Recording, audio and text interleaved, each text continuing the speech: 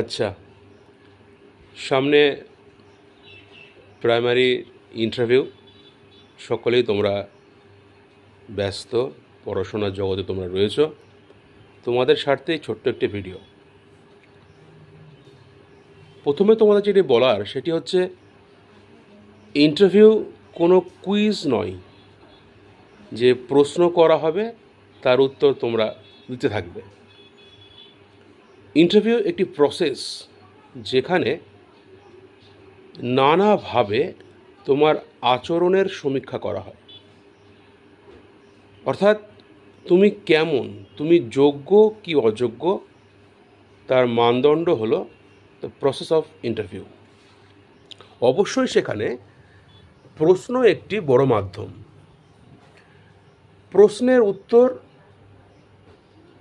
উত্তর দেওয়ার ধরন, উত্তরের গতিবিধি তোমাকে তোমার কাঙ্ক্ষিত তলে নিয়ে যাবে। কথা না বাড়িয়ে একটি প্রশ্ন আমি তোমাদের সামনে আজকে করছি।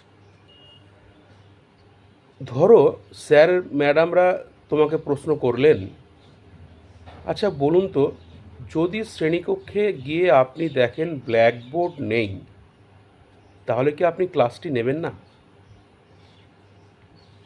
স্বাভাবিকভাবেই তোমাদের এইটুকু তোমরা সকলেই জানো যে না, ক্লাস তো আমাকে নিতেই হবে। তার পরিপ্রেক্ষিতে তোমরা কি বলবে? অনেকেই বুদ্ধি খাটিয়ে বলবে, স্যার অবশ্যই, ম্যাডাম অবশ্যই ক্লাসটি আমি নেব।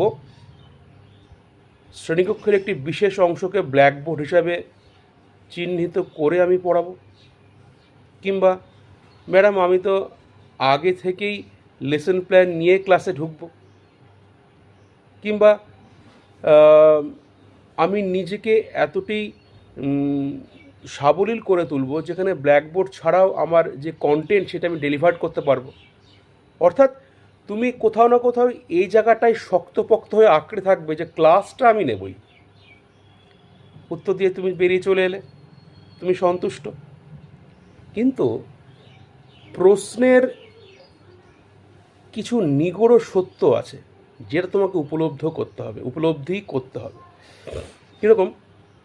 এটি বলার পরে তোমাকে বলতে হবে, স্যার পশ্চিমবঙ্গ সরকার বর্তমানে স্মার্ট ক্লাসের দিকে এগিয়ে চলেছে।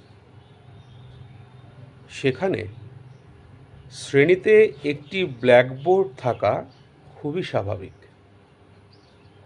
তার মানে প্রথমে স্যার ম্যাডামদের প্রশ্নকে সম্মান জানিয়ে তার পরিপ্রেক্ষিতে উত্তরটি দিতে হবে।